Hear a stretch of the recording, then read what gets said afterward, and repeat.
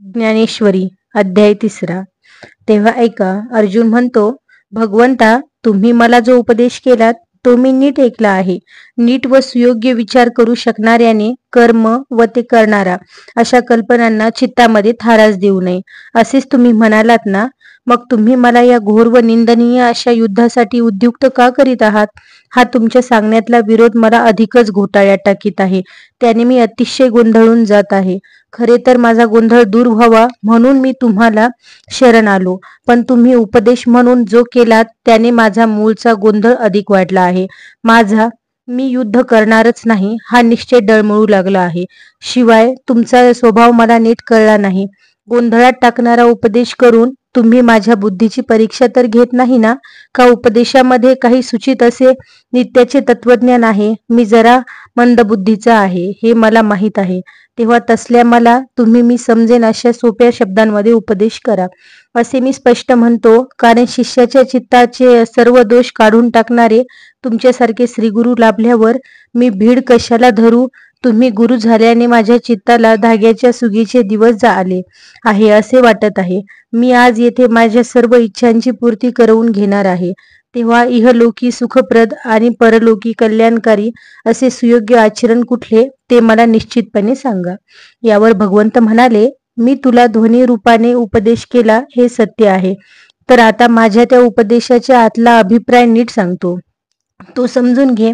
युद्धकारी निमग्न असताना बुद्धी कशी ठेवावी ते मी तुला सांगत असताना माझ्या तोंडून ज्ञानयोगाविषयीचे बोल सहजच बाहेर पडले, म्हणून तू अधिक गोंधळात पडलास. तेव्हा आता या जगामध्ये वर्तन क्रमाचे 2 प्रकार आहेत. त्यातला एक म्हणजे ज्ञानयोग आणि दुसरा कर्मयोग होय. ते दोन्ही मार्ग मीच उपदेशले आहेत. बुद्धिवंतासाठी ज्ञानयोग आणि इतर सामान्य जनांसाठी कर्मयोग. ज्ञानमार्गाचे आचरण साधकाला मोक्ष फल त्वरित गाठून देते आणि कर्मयोगी त्या मार्गाचा कुशल अनुभवी झाला म्हणजे मोक्षाचे उद्दिष्ट गाठतो. दोन्ही मार्गाचे ध्येय एकच असते हे तुझ्या ध्यानात ठेव अर्जुना. विहित कर्माचे आचरण मोक्षच देते. शिवाय निष्कर्मता म्हणजे स्वधर्माचा त्याग असा अर्थ होत नाही. असला कर्मत्याग हा मूर्खपणा आहे. वासनांचा त्याग न करता नुसती बाह्य कर्मे सोडणे हा वेडेपणा आहे. अर्जुना, ज्याला मोक्ष पाहिजे असेल त्या सामान्य पुरुषाने कर्माचरण सोडता कामा नये. अरे, जोपर्यंत देह आहे तोपर्यंत पूर्ण कर्मत्याग शक्यच नाही. समजा स्वधर्मचारण टाकले तरी शरीराची इंद्रिये आपापली कार्य सोडू शकतील का? चालणे, घेणे, बोलणे, बघणे, ऐकणे, हृदयांचे स्पंदन हे सर्व थांबेल का? थोडक्यात म्हणजे शरीरधारी पुरुष सर्व कर्मे कधीच टाकू शकत नाही. शिवाय जो कोणी बुद्धिवंत आत्मज्ञानी झाला असेल त्याची इंद्रिये आपापली कार्य करीत असतातच. स्वधर्मचरणाचा त्याग केल्याने नैष्कर्मता साधत नाही. कारण चित्तामध्ये जोपर्यंत भेदभाव जिवंत आहे तोपर्यंत ते वासनाशून्य होणार नाही. ईश्वराचे सर्वत्र सर्वपण असणे हे जोपर्यंत चित्तात प्रकट होत नाही तोपर्यंत वासना राहणारच. वासनायुक्त चित्तावस्थेत राहून नुसती बाह्यकर्मे टाकणे हे निव्वळ ढोंग आहे. आता वासनारहित चित्त असलेला पुरुष कसा व कसले आचरण करतो हे तुला सांगतो. हे ऐकले म्हणजे तू त्याला जाणू वा ओळखू शकशील. आसक्ती विरहित झालेला पुरुष इतरांसारखेच लौकिक आचरण करत असतो. तथापि त्याच्या चित्तवृत्ती अंतर्मुख होऊन गूढ अशा परमात्म तत्वाकडे लागलेल्या असतात. तो विहित व उचित कर्म करतो हे खरे, पण जे केवळ त्यांच्या इंद्रियांना आवडते म्हणून उपभोगावेसे वाटते ते कर्म तो करीत नाही. देहाकडून घडत असलेल्या कर्माच्या फलाविषयी त्याच्या मनात काहीच भाव असत नाही. लेश मात्रही वासना नसल्याने त्याचे चित्त कधीच गोंधळून जात नाही. त्याचे आचरण बाह्यता सामान्यांसारखेच दिसत असले तरी त्याचे खरे स्वरूप तसे असत नाही. त्याच्या चित्ताला आशेचा बंध नसल्याने तो नेहमी आनंदी असतो. अशा नित्यानंदी पुरुषाला योगी म्हणतात. अर्जुना, तू दृढतेने अशा संबंधाचा त्याग कर. मग तुझ्या हातून कुठलेही कर्म घडले तरी हरकत नाही. अरे, आत्मज्ञानी व्हावयाचे असेल तर स्वधर्मानुसार योग्य प्रसंगी जे जे आचरण करावे लागेल ते आचरावेच. या अशा आचरणांनी मोक्ष लाभ होतो. परधर्माचे आचरण केले तर ते मात्र बंधनात टाकते. स्वधर्म आचरणारा पाप कधीच लागणार नाही. नाहीतरी हा देह तसा परतंत्र असल्याने त्याच्याकडून कर्मे होत राहणारच. स्वधर्माचरणाचे आचरण न करण्याने पुनर्जन्म घ्यावा लागतो आणि मग ही कर्म शृंखला जन्म व मृत्यू कधीच तोडता येत नाही. अरे, ब्रह्मदेवाने सृष्टी उत्पन्न केली, त्याच वेळी प्राणी व प्राण्यांचे वर्तन मार्ग निश्चित केले आहेत. पण माणसे विचार करू शकतात म्हणून ती हा गोंधळ समजू शकली नाही व ती ब्रह्मदेवाला शरण गेली आणि म्हणाली, देवा, या जगांमध्ये शांतियुक्ततेने राहावयास आम्ही कोणाचा आधार घ्यावा? तेव्हा या स्वधर्मरूपी यज्ञाचे सामर्थ्य व मोठेपणा ब्रह्मदेवाने प्रजेला सांगितला. तो म्हणाला, तुमच्यासाठी मी स्वधर्माचे नियम घालून दिले आहेत. त्या नियमांचे तुम्ही पालन करा. व्रते, तीर्थयात्रा, इतर योगाचरणे, निरनिराळ्या देवतांचे भजन पूजन वगैरे करून तुम्ही आपल्या देहांना कष्ट देऊ नका. जशी एखादी पतिव्रता आपल्या पतीची एकनिष्ठतेने सेवा करते, तशा एकनिष्ठतेने तुम्ही तुमच्या स्वधर्माच्या नियमांचे पालन करा. त्यामुळे देवगण प्रसन्न होऊन ते तुमचा निर्वाह चालवतील, तुमच्या इच्छा पुऱ्या होतील, तुमची वाणी सिद्ध होईल. वसंतांमध्ये वृक्षवल्ली जसे संपन्न होतात तसे तुम्ही संपन्न व्हाल. पण या संपन्नतेने तुम्ही माजू नका. हे लक्षात ठेवा की ही संपन्नता तुमचे स्वधर्माचरण नीट चालावे म्हणूनच तुम्हास लाभली आहे. तुमच्या इष्टदेवतेचे पूजन, योग्य प्रसंगी ब्राह्मणांचा आदर सत्कार, गुरूंची सेवा भक्ती, अतिथींचे स्वागत, ज्ञाती नियमांचे पालन वगैरेंसाठीच प्रसन्न होऊन देवतांनी ही संपन्नता तुम्हाला दिली आहे. पण जर याउलट तुम्ही उन्मत्त होऊन स्वधर्म टाकलात आणि संपन्नतेचा उपयोग केवळ स्वार्थासाठी केलात तर तुमचा विनाश होईल. तुमची स्थिती अशी होईल की असलेल्या संपत्तीचा तुम्हाला स्वतःलाही उपभोग घेता येणार नाही. एवढ्यासाठी हा स्वधर्म पालनाचा यज्ञ तुम्ही अखंड करीत राहा. आपल्या धर्मानुसार जो आपल्या संपत्तीचा उपयोग करतो त्याला कधीच पाप लागत नाही. स्वधर्म पालन करताना जे अन्नदान, अन्नप्राशन वगैरे करावे लागते ते सुखोपभोग आहेत असे मानू नये. कारण वरवर जरी ते सुखोपभोगासारखे वाटले तरी ते भोग असाध्य व्याधीला अमृतच औषध मिळावे तसे होत. स्वधर्माने प्राप्त झालेली अन्नादी सामग्री स्वधर्मचरणासाठीच वापरावी. अन्नाने प्राणी जगतो, पावसाने अन्नधान्य पिकते, पाऊस यज्ञाने पडतो. यज्ञविधी वेदांमध्ये सांगितले आहेत आणि अपौरुषीय असल्याने वेद परब्रह्मापासून प्रकट झाले आहेत. म्हणून अन्नधान्य ज्यापासून लाभते ती द्रव्यादी साधनेही परब्रह्म्याशी संलग्न आहेत.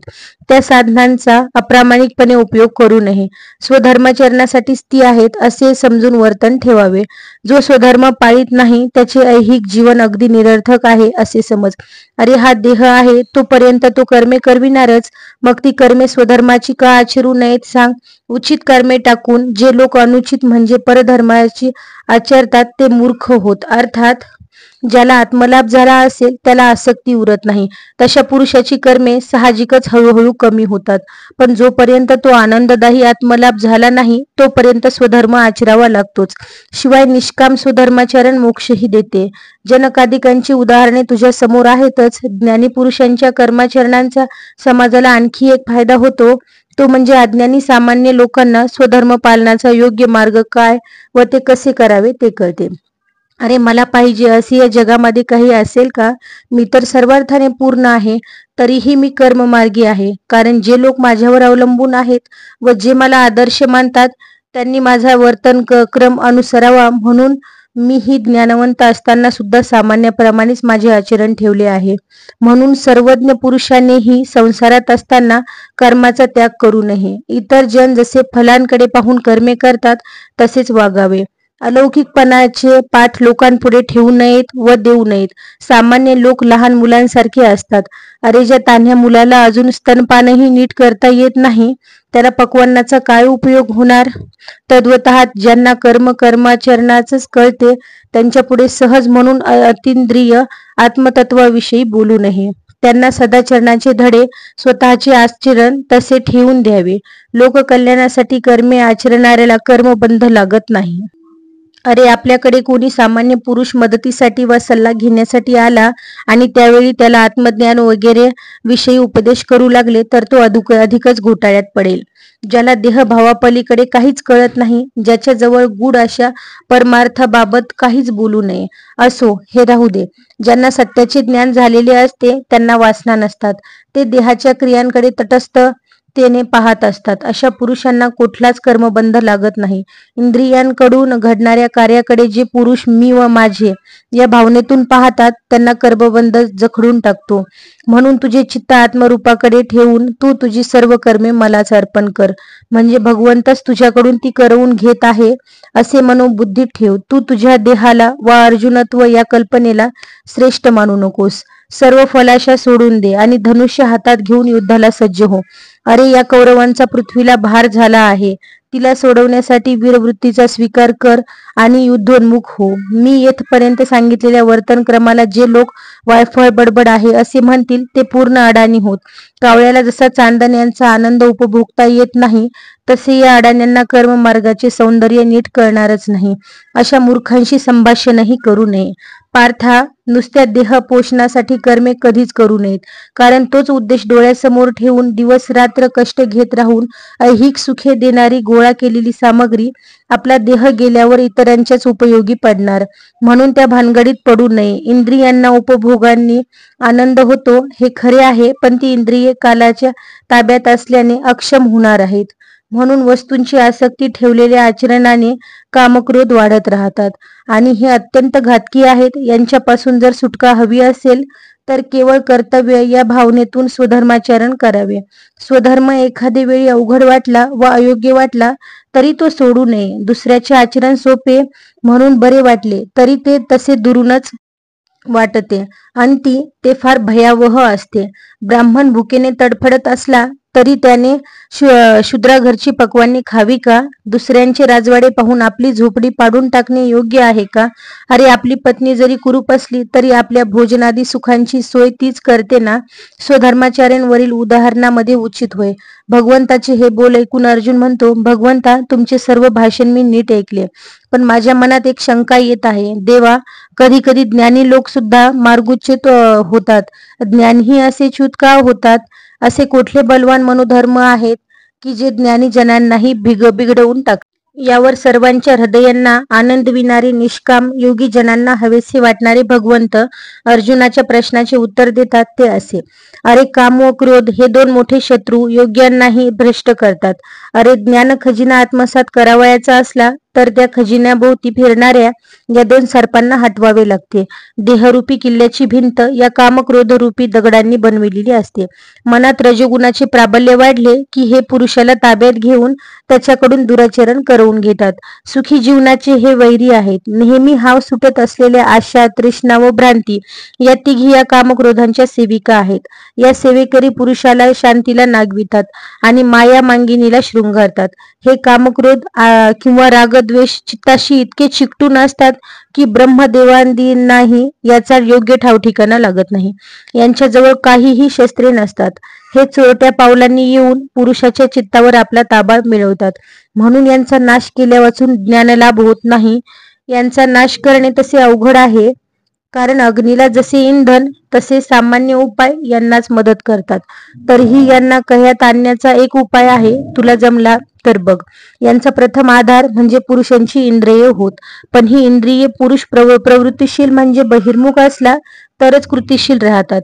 तुला जर बुद्धीने चित्तावर ताबा ठेवता आला आणि तू जर अंतर्मुख होऊ शकलास तर तुझी मनोबुद्धी या वैऱ्यापासून बंधमुक्त होईल आणि कामक्रोधाचा नाश होईल. मग मोक्षानंदाच्या लक्ष्मीचा तू स्वामी होशील. अरे गुरु शिष्य हे नाते शिष्याला जीव शिव याचे ऐक्याचा अनुभव आणून देण्यासाठीच असते. तू जर स्थिर राहून अंतर्मुक्त साधू शकलास तर हे जीव शिव यांचे ऐक्य अनुभवून तू निरंतर आनंदामध्ये राहशील. सिद्ध श्रेष्ठ देवांचा देव लक्ष्मीनाथ अर्जुनाला वरील प्रमाणे सांगता झाला. यानंतर तो अनंत पार्थाला आणखी महत्वाचे ज्ञान सांगणार आहे आणि अर्जुन त्यावर शंका घेत राहणार आहे. या संवादाचे जे आनंददायित्व आहे त्याला तुलनाच नाही, कारण या संवादाचे जे श्रोते आहेत त्यांच्या कानावर या संवादातून वाहत असणाऱ्या उत्स्फूर्त ज्ञानाचा प्रवाह पडणार आहे. म्हणून निवृत्तीदास ज्ञानदेव श्रोत्यांना विनवित आहे, हे श्रोते हो, तुमची बुद्धी स्थिर व जागरूक ठेवून हा कृष्णार्जुन संवाद ऐका.